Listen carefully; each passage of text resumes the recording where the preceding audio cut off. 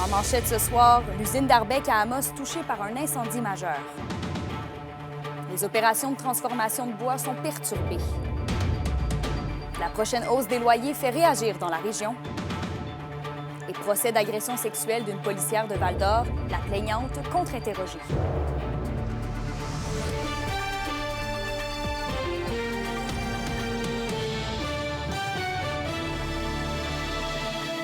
Bon mercredi soir, c'est un plaisir d'être avec vous pour le TVA 18h.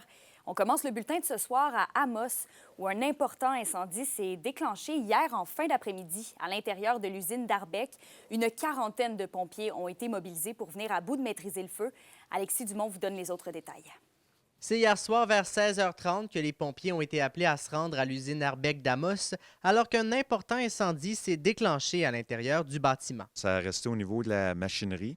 Je ne peux pas vous dire nécessairement qu'est-ce qui a causé l'incendie, là. Donc, c'est sûr qu'il va y avoir une enquête, là, surtout des gens d'Arbec aussi, pour savoir ce qui s'est passé, là. De notre côté, on ne peut pas identifier clairement ce qui s'est passé, mais c'est un incendie de type industriel. Au total, c'est 45 pompiers qui ont été mobilisés. On est parti de la caserne d'Amos, puis en se dirigeant sur les lieux, on a vu l'ampleur de l'incendie, donc on a fait appel à nos confrères de la Côte Saint-Marc, Landrienne et Pressac. Donc, on a été environ 45 pompiers à intervenir sur l'intervention.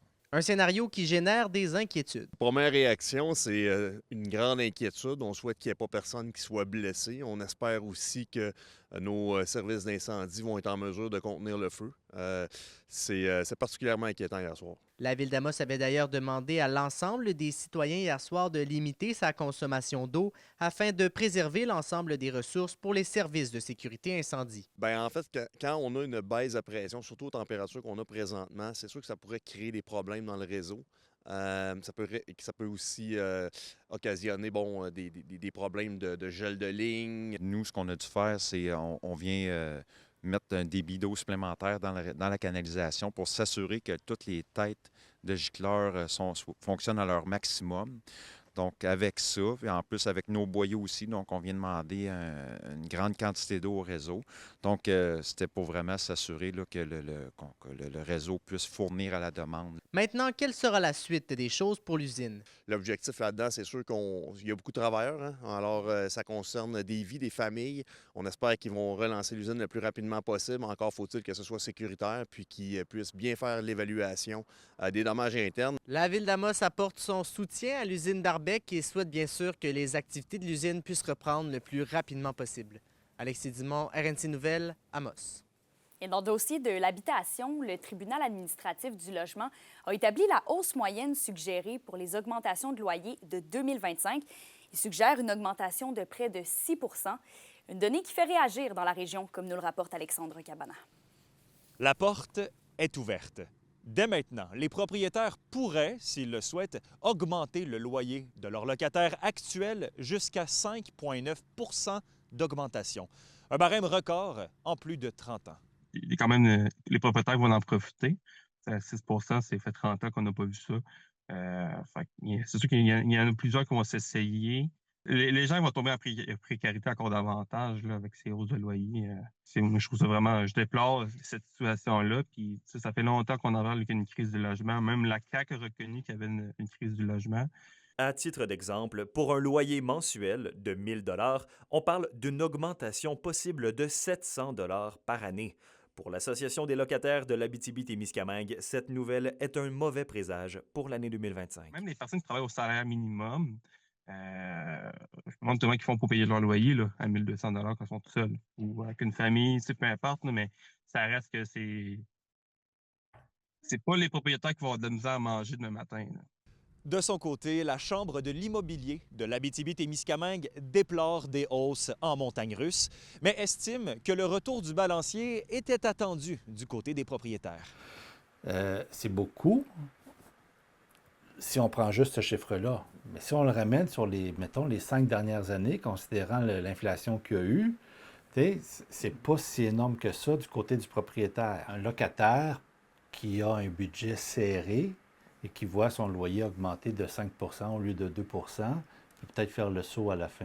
Une différence de 50, 60 pièces à la fin du mois peut faire une différence chez certaines personnes. L'idéal, autant pour le locataire que pour le locateur, l'idéal, ce serait vraiment une augmentation constante, raisonnable, Le locataire pourrait planifier son budget comme il faut. Le propriétaire aurait des revenus en conséquence. Ça serait beaucoup plus facile pour tout le monde. En réaction à cette affaire, la ministre de l'Habitation, France-Hélène Duranceau, constate une certaine crise du logement, mais rappelle que le problème réside surtout dans le manque de logements. La vraie solution à toute cette crise-là d'inabordabilité, c'est d'augmenter l'offre de logement. C'est ce que je m'évertue à dire depuis 2 ans. Donc, c'est d'ajouter des solutions pour construire plus rapidement. Alexandre Cabana, RNC Nouvelles, à Rouyn-Noranda. Vos réponses à la question du jour TVA, une présentation de la Clinique infirmière Nord-Ouest partout dans la région. Notre équipe peut vous recevoir pour un bilan de santé, une infection, le suivi de maladies chroniques et bien plus. Contactez-nous pour plus d'informations ou visitez notre site Web. Et à la question du jour, on vous demandait « Craignez-vous une augmentation du prix des loyers? » Vous avez répondu oui à 86 %.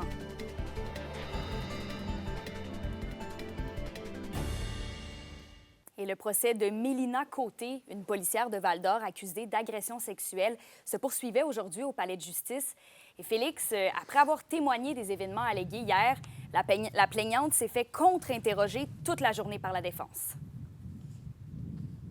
Oui, Maître Paradis, en défense, a interrogé la présumée victime toute la journée en se situant, en incorporant essentiellement des éléments sur 3 tableaux. Vous allez le voir à l'écran. Donc, d'abord, le témoignage hier en cours de la plaignante, la déposition qu'elle a fait auprès des enquêteurs et les messages textes qu'elle a échangés avec Mme Côté.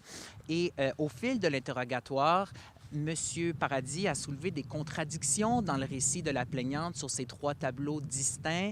Dès le départ, Madame la plaignante a dit que quand elle avait réécouté sa déposition auprès des enquêteurs pour se préparer pour le procès, ça concordait avec ses souvenirs. Toutefois, la défense a soulevé plusieurs contradictions sur plusieurs éléments avec son témoignage d'hier. Oui, Félix, pour la soirée où l'accusé se serait livré à des attouchements, la défense a tenté de son côté de soulever des contradictions dans le récit de la plaignante. Oui, à commencer par la consommation d'alcool dite élevée lors de cette soirée. La plaignante aurait ramené 3 bouteilles d'alcool de chez elle, chez l'autre, et elle a affirmé hier qu'elle ne conduisait pas lorsqu'elle buvait. Donc, il y a eu tout ce questionnement-là de savoir, elle avait beaucoup bu, mais elle ne prévoyait pas dormir là. Et qu'Emilia, il y a eu aussi quelques contradictions sur le moment précis où s'est passée l'agression alléguée, mais la présumée victime a souvent dit qu'il y a des éléments dont elle ne se souvenait pas, il y a des éléments qui lui échappaient et que, à certains moments, elle est en état de choc aussi. Hein. Demain, le contre-interrogatoire de la défense se poursuit pour environ 1 heure. Ensuite, la poursuite a encore 2 témoins et il reste un témoin pour la défense. Reste à savoir si Mme Côté, elle, va témoigner. Vous allez continuer de suivre le tout. Merci, Félix. Je vous en prie. Et on poursuit dans le monde judiciaire. Plusieurs causes importantes se sont conclues dans les dernières semaines avec le prononcé de sentence. On n'a qu'à penser au cas d'Aurélie Bérubé ou de Samuel Vallière qui ont tous 2 pris le chemin du pénitencier en raison de peines importantes. Mais qu'est-ce qu'on doit prendre en compte? Qu'est-ce que la justice doit prendre en compte avant qu'une sentence soit prononcée? Pascal Jolicoeur, avocat et criminaliste, nous explique les grandes lignes du processus. Selon son expertise, la décision ultime de trancher le débat revient au juge. Mais toutefois, la défense et la couronne ont pour mission de tenter de trouver un terrain d'entente afin de protéger les intérêts d'autrui. Il faut comprendre que devant les tribunaux, il y a beaucoup de dossiers qui vont faire l'objet de suggestions communes. Donc, souvent, les parties, le représentant du ministère public, l'avocat de la défense vont se rencontrer, vont discuter, vont négocier et vont être en mesure de présenter une suggestion commune. Ces négociations-là vont aider à faire avancer les dossiers parce qu'évidemment, ça va régler les dossiers beaucoup plus rapidement. Et les parties sont en mesure d'évaluer les forces et les faiblesses de chacun des dossiers. Une fois que la suggestion est présentée devant le tribunal va ou devrait, là, selon les principes de la Cour suprême dans la décision Anthony Cook, devrait entériner la suggestion, sauf si elle est contraire à l'intérêt du public. Donc, le tribunal entend les parties exposent pourquoi qu'une peine devrait être imposée et si tout est conforme, le juge va entériner la suggestion commune.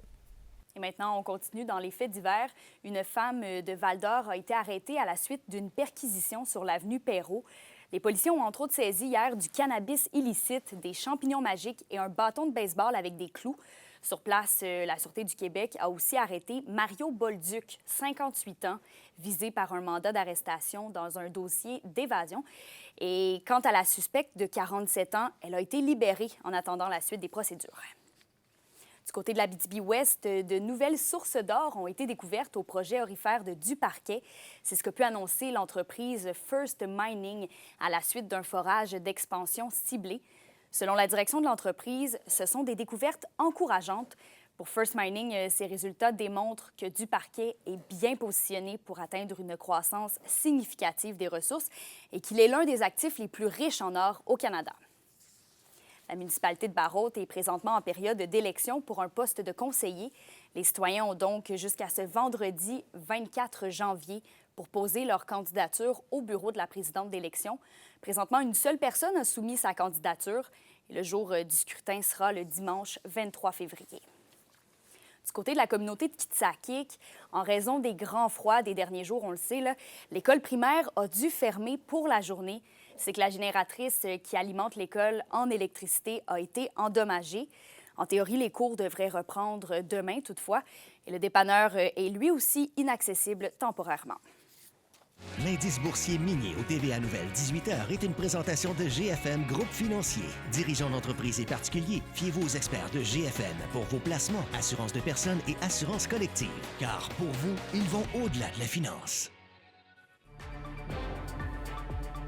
Le Festival d'humour émergent en Abitibi-Témiscamingue est parmi les finalistes du gala Les Oliviers. On vous en reparle tout de suite après la pause.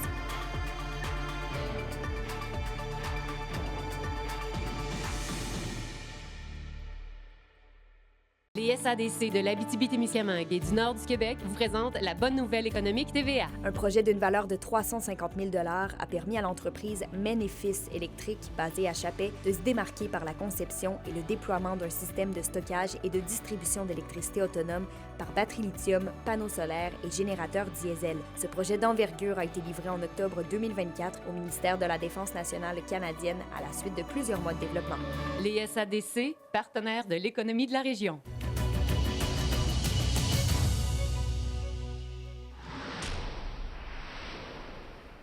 Justine, le Festival d'humour émergent en Abitibi-Témiscamingue a reçu une bonne nouvelle aujourd'hui.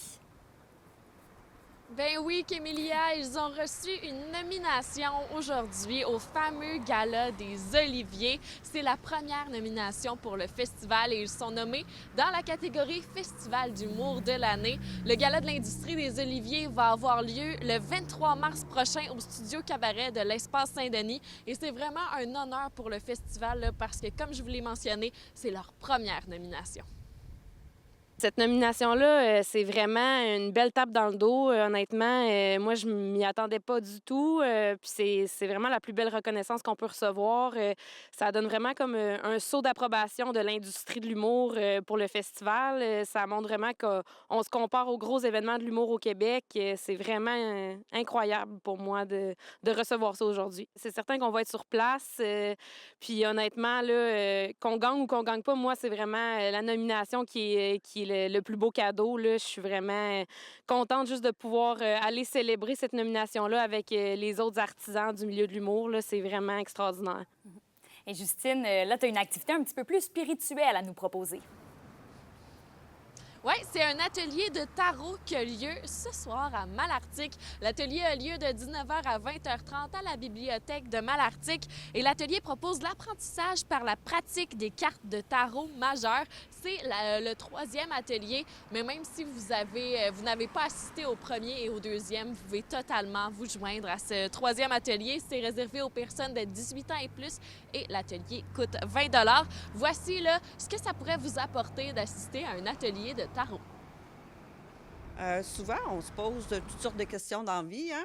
Qui s'en pose pas? Et c'est toujours les mêmes questions depuis la nuit des temps, le travail, les amours, l'argent.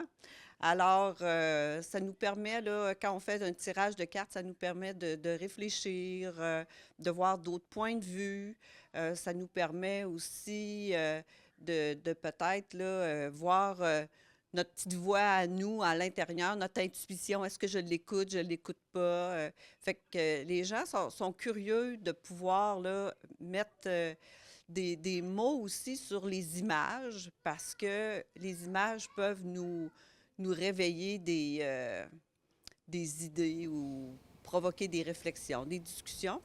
Et je termine avec le Théâtre du Tandem qui présente sa toute dernière création, Un coin jeté dans le Nord, en tournée régionale. Il y a une représentation qui a lieu ce soir à la salle Félix-Leclerc de Val-d'Or à 19h30. Vous pourrez voir aussi la pièce demain au Théâtre du Rift de Ville-Marie et le 25 janvier à la salle communautaire de Clérici. Merci, Justine. On se revoit à la fin du bulletin pour une météo froide, mais un peu plus chaude que les derniers jours. La vague de froid extrême est presque derrière nous. On en parle dans le segment météo après la pause.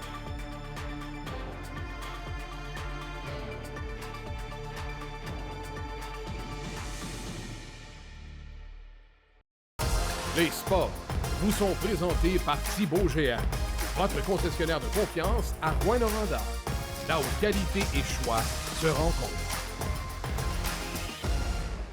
C'est Oksana Godette, une joueuse de volleyball des Astrelles Gaillard, qui est nommée athlète de la semaine du cégep de l'Abitibi-Témiscamingue. Selon ses entraîneurs, la fin de semaine dernière, elle a performé comme une vétérante de la Ligue, même si elle n'en est qu'à sa première saison. La météo, une présentation de Nicoloto de la Sarre, la capitale du pick-up. Vous y trouverez toujours le meilleur choix, toujours le meilleur prix. À la météo, Justine, rassure-nous, est-ce que Mère Nature a fini de nous envoyer ce froid polaire? Bien, l'intensité du froid a diminué, Kémilia, mais on se promènera pas en sandales non plus. Là. C'est encore assez frisquet, on va se le dire. Pour ce soir et cette nuit, partout en région, on aura une petite neige intermittente avec une accumulation de 2 cm par endroit et un minimum de moins 17 et un refroidissement éolien de moins 25 au courant de la nuit. Demain, en Abitibi et au Témiscamingue, on aura encore une fois une petite neige qui devrait finir en fin d'après-midi avec un maximum de moins 12 et un refroidissement éolien de moins 24 le matin. Et en aperçu pour vendredi, le soleil va être de retour en région. Ça va être le fun avec un maximum de moins 15. Merci, Justine. En terminant, je vous informe que demain, 7 CPE de la région seront à leur première journée de grève. On aura un journaliste sur le terrain pour suivre la manifestation et pour vous donner tous les détails. D'ici là, je vous souhaite de passer une belle soirée sur nos ondes. À demain.